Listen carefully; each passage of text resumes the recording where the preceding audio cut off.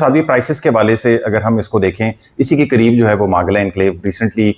Second ballot उसकी जो है वो डीएचई की तरफ से लॉन्च की गई और आई थिंक तकरीबन कोई 3 साल के प्लान के ऊपर कोई 6.5 करोड़ रुपए का एक कनाल का प्लॉट उसके अंदर है। उसके कंपैरेटिव ये मागला ऑर्चिड के जो रेट्स हैं वो तकरीबन आधो आध इनके आपस के अंदर रेट्स हैं। तो रेट्स के हवाले से बताएं और कुछ आपके पास जो है वो अवेलेबिलिटी मार्गला ऑर्चिड में कोई एलपी फाइल्स के हवाले से भी है, साथ भी उसके हवाले से भी अपडेट। सबसे पहले अगर मैं मरगला एनक्लेव से इसको कंपेयर करूं तो मरगला एनक्लेव के ऊपर जो सेकंड बैलेट हम देख रहे हैं उसके अंदर 5 करोड़ 20 लाख रुपए के ऊपर कैश के ऊपर प्लॉट है और 6.5 करोड़ रुपए के अंदर 3 साल की इंस्टॉलमेंट के अंदर हम एक कनाल के प्लॉट को देख रहे हैं। अगर मैं यहाँ के एक कनाल के प्लॉट की बात करूं तो यहाँ पे तकरीबन आपको 2 करोड़ 40 लाख रुपए से लेके 2 करोड़ 80 लाख रुपए के ब्रैकेट के अंदर प्लॉट मिलता है। Definitely federal government employees housing authority की फाइल अगर आप देखेंगे तो वो आपको मार्केट से कदरे कम मिलेगी, लेकिन अगर इसके ऊपर भारी डेवलपमेंट चार्जेस लग गए तो आपके प्लॉट्स बहुत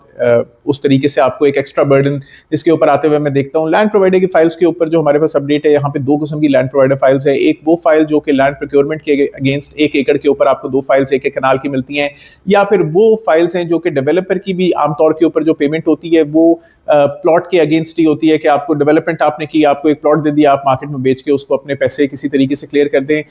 अमूमन कोई भी हाउसिंग सोसाइटी के पास इनिशियली इतना फंड नहीं होता है, उसने अभी तक मार्केट से कुछ जनरेट नहीं किया। अगर मैं डीएचए ने भी लैंड प्रोक्योर करनी है तो मार्केट से कोई जनरेशन जो की हुई थी 2015 के अंदर की हुई थी, लेकिन आज की डेट के अंदर अगर आप वहां पे लैंड प्रोक्योर करेंगे तो मोजा तम्मा और मोजा मोरिया का जो डीसी रेट है वो 83 लाख रुपए पर कनाल है। तो अगर डीसी रेट के हिसाब से भी आप चलें, मैं ये नहीं कहता कि परचेजिंग 100% डीसी रेट के हिसाब से होती है, उससे कम की कीमत के अंदर ही होती है, लेकिन उसके लिए आपको कुछ फंड्स दरकार होते हैं। सोसाइटी के पास जब वो फंड्स नहीं होते तो वो लैंड प्रोवाइडर को या डेवलपर को प्लॉट्स एलोकेट करती है। ये खास तौर के ऊपर वो प्लॉट्स हैं जो कि ऑल ड्यूज क्लियर हैं, इसके ऊपर किसी किस्म के कोई भी डेवलपमेंट चार्जेस जो इनकी बात हुई है अथॉरिटी से कि वो किसी किस्म के भी इसके ऊपर डेवलपमेंट चार्जेस नहीं आएंगे, तो लैंड प्रोवाइडर फाइल को भी खरीदना कोई नुकसान का सौदा नहीं है। और इसमें साथ भी अवेलेबिलिटी के पॉइंट ऑफ व्यू से बताएं कि लैंड प्रोवाइडर फाइल्स हमें किस ब्लॉक्स के अंदर मिल जाएंगी और उनके रेट्स एग्जैक्टली क्या हैं, ये भी जरा इस टाइम के ऊपर करंटली जो लैंड प्रोवाइडर फाइल्स अवेलेबल हैं वो सेक्टर ए और बी के अंदर अवेलेबल हैं और 10 मरले के प्लॉट्स आपको सेक्टर ई के अंदर मिल जाएंगे। वेरिएबल रेट्स हैं, आप कॉल करेंगे तो हम इंशाल्लाह आपको बताएंगे।